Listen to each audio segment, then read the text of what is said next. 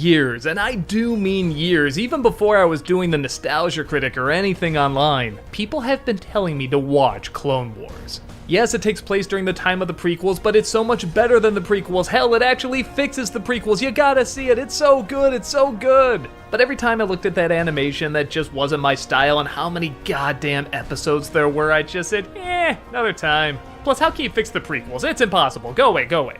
It wasn't until I started talking about The Mandalorian and I expressed my concerns about having characters from other shows pop up that I pretty much got schooled in the comments saying, no, this has to happen because Mandalorian is tied to Clone Wars, and I said, okay, I'll watch the damn show. And shit, yeah, like everybody said, it's terrific. Like, really, really, really, really goddamn good. Even the things I thought I wouldn't like, that it takes place in the prequel universe and that animation style that just looked a little too angular and cheap to me. The more I watched it, the more I really learned to appreciate it. Even kind of love it. The basic story is both very simple and very complicated to talk about. It's pretty much following the good guys, Yoda, Obi-Wan, Anakin, and his new Padawan Ahsoka, fighting an intergalactic battle against Count Dooku, without being aware they have a traitor in Senator Palpatine. And that, I guess, is as bare bones as it gets, but trust me when I say a lot happens in this show. One of the interesting things about it is one of the few Star Wars properties that actually feels like, well, a war.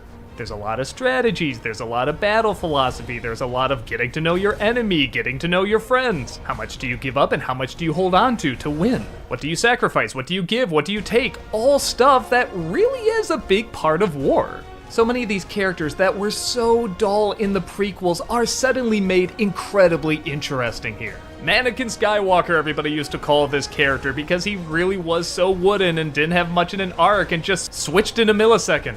Everything they talk about in those little side conversations like, oh, remember when we battled the giant worm shit fuck in planet ass or whatever?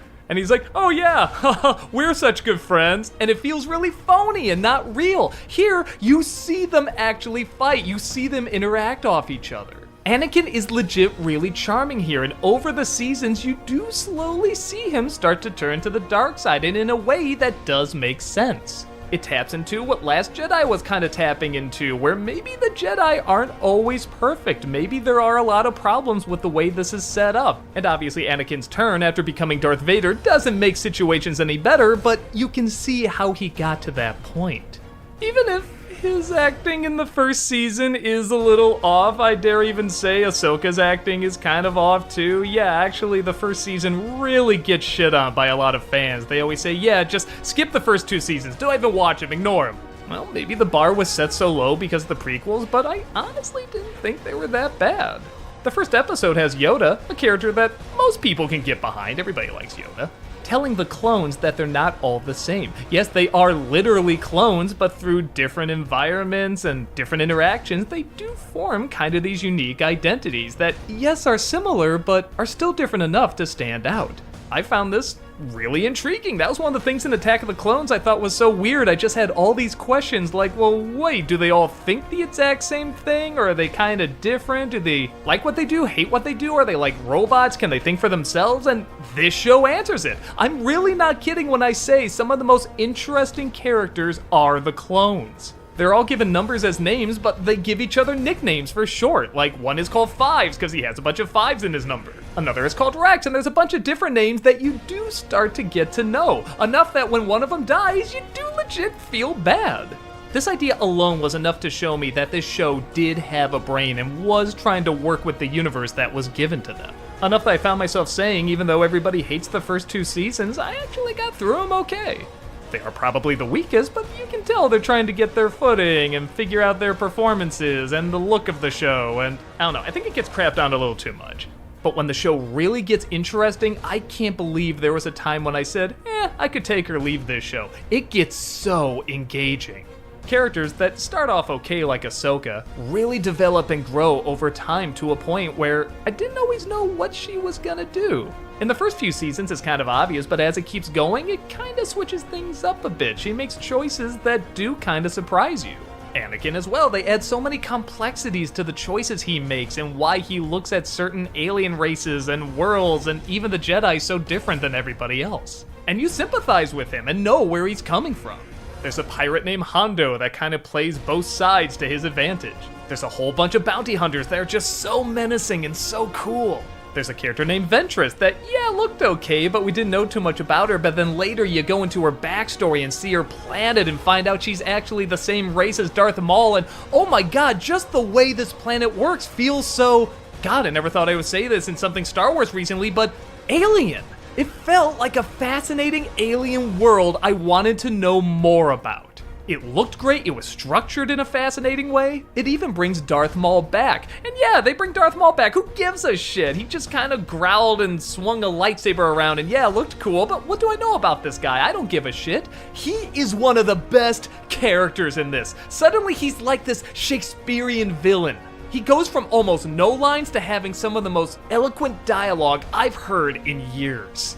I know I kind of bashed the animation early on, but it really did grow on me. And actually, that kind of cheap look I was talking about got more and more clever because I started to notice the layout of the shots. Obviously, the show didn't have a ton of money, so rather than use it on, say, making the skin look realistic or seeing every little hair, stuff like that, they make the shots and the lighting really dramatic. Everything is really stylized, and whenever it gets a close-up or a wide shot or some sort of really intense angle, it draws you in. It works within your limitations and surprisingly makes it a little stronger. With that said, is it perfect?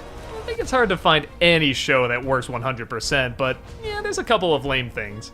There are still Jar Jar episodes in this, and God, I didn't think it was possible to hate him more, but they found a way. Leave the poor actor who voices this guy alone, he's gone through enough. There also is a long period of time between season 6 and the final season, and you can tell as the animation has really been upped, but the way they do the storytelling is a little different too. Part of the fun of the show is that it did have to work so much in its limitations and get so much story across in such a tight amount of time. Like no line of dialogue ever felt wasted. I think because this was the final season, they did let things go on a little longer and stretch them out, and it makes sense that their big send-off would feel more like a movie than a show. But watching them all together like I did, you can definitely tell a difference, and sometimes it's a little distracting. This whole bit with these Bad Batch clones I'm being told was written and storyboarded out when they were doing season 6, and then when they got renewed, they just whipped it out again, but I don't know, they were either planning for a spin-off when they wrote them, which would be a good idea as the show was going to be canceled, or Disney forced them to be extra gimmicky so that they can do a spin-off show, everybody being like, wow, I like those characters, I want to see a series dedicated to them. Oh, well, here you go, we certainly didn't plan that. They're not bad characters, they just have a little bit of that 80s feel, you know what I mean? Like, I'm the stoic leader, I'm the brainy one, I'm the tough dumb one, you know the drill. But all that aside, it does end on a really strong note. The final arc in this series is grand, epic, and really feels earned. And so much of that is because the series itself is so grand, epic, and earns all the praise that it gets. There's times in the show where they literally repeat the same action sequences. Remember in Attack of the Clones when they're flying around the city and jumping on cars? They do that again, except they actually make you care. Ahsoka's trying to get her stolen lightsaber, and they make you understand what that means and why that's important, and she teams up with kind of this old-timer that, yeah, seems a little lame at first, but then he reveals he knows more than he's letting on, and you just love them. You love everybody in this series. Okay, most of them. But still, that's damn impressive. This might be the first bit of media I've seen that actually made me say, I know what George Lucas was going for with the prequels. I see how this world can be interesting. I see why everything is so polished and clean. It's in contrast with how dirty and run down everything's gonna be after the Empire takes over. I love how aggressive it gets too. The body count in this show is insane. Some of the deaths are very gruesome. They just kinda show half of it and the rest is off screen. And okay, I guess if they don't show blood, it doesn't count. They get away with a lot, in the best way. There's so much more I could say about this series, and yeah, I guess if you want more detail, you can go and watch the season's vlogs that I did. But all I can say is, I get it now. I understand why people wanted me to see this. I'm glad I got pushed into it. It was worth being bugged about all these years. With that said, if you haven't seen it yet, what are you waiting for, man? Check it out! What are you, stupid? You can watch it right now! Come on! Shit, I really am a fan now. And you should be too, man. Go check it out. It's worth all the hype.